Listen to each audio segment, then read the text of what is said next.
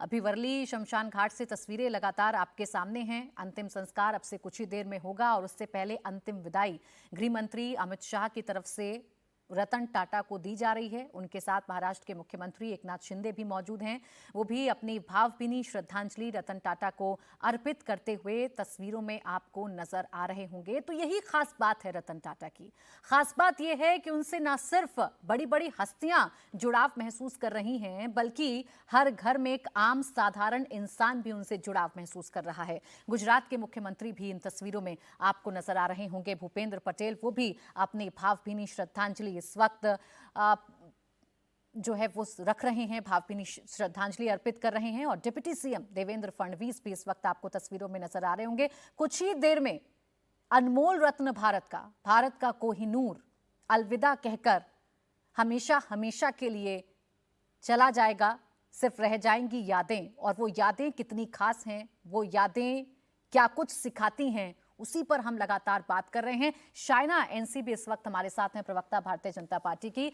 शाइना जी, एक एक किस्सा रतन टाटा जी की जीवन से जुड़ा हुआ हमें प्रेरणा देता है। मैं बात करूं उनके बचपन की, दादी के साथ वो रहा करते थे। परिवार, चूंकि बिजनेसमैन परिवार था, बड़ी बड़ी गाड़ियां उनको स्कूल से लेने जाया करती थी। खुद उन्होंने इंटरव्यू में बताया कि रॉल्स रॉयस गाड़ी उनको लेने जा रही है, लेकिन उस वक्त भी उसमें बैठना उनको मंजूर नहीं था। स्कूल के सामने पैदल पैदल, और पीछे पीछे वो गाड़ी चला करती थी, पैदल पैदल वो अपने घर आया करते थे। तो बचपन से यही संस्कार उनके भीतर थे। देखिए, एक विशेषता होती है पारसी कम्युनिटी की, वो है फिलैंथ्रोपी और गिव बैक।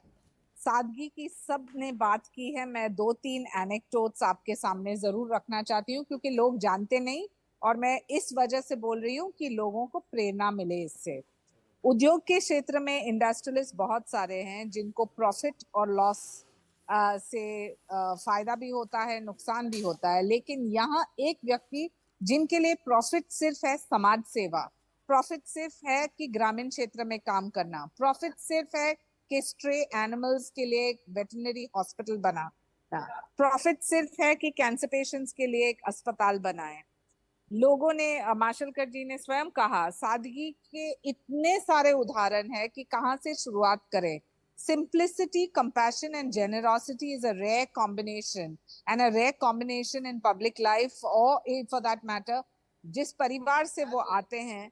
वहां आपको एक उदाहरण देती हूँ कि वो हमारे घर पे आए थे खाना खाने, उसके बाद घर वापस जा रहे थे और हमने पूछा आपका ड्राइवर कहाँ है।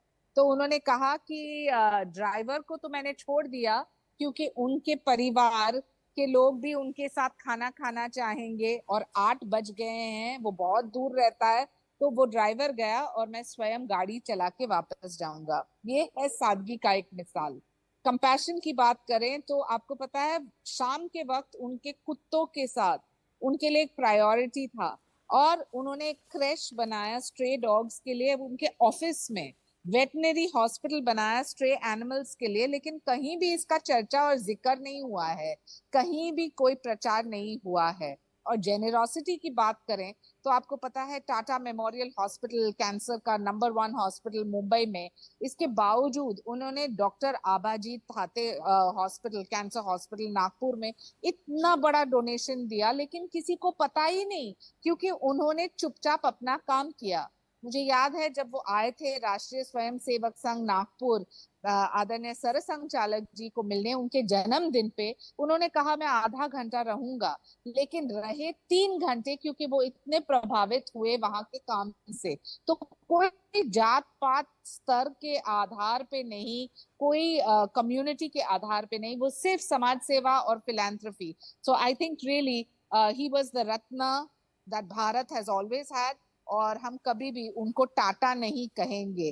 टाटा तो दूर की बात, वो हमेशा हमारे दिल में रहेंगे। तो कोई पुरस्कार मिले ना मिले, उन्होंने जो जगह पैदा की है उनके लिए, और ना सिर्फ उनके लोगों के लिए, 26/11 के बाद ताज के एक एक एम्प्लॉय का नाम जानना, वहां जाना कोई भी घमंड बिना, और सिर्फ उनको अपने पहले नाम से पूछना कि आप ठीक हो क्या, ये कितनी बड़ी बात है। तो I think there is a learning for all of us, और इंटरनेशनली भी एक case study on the Ratan Tata phenomena जरूर होगा।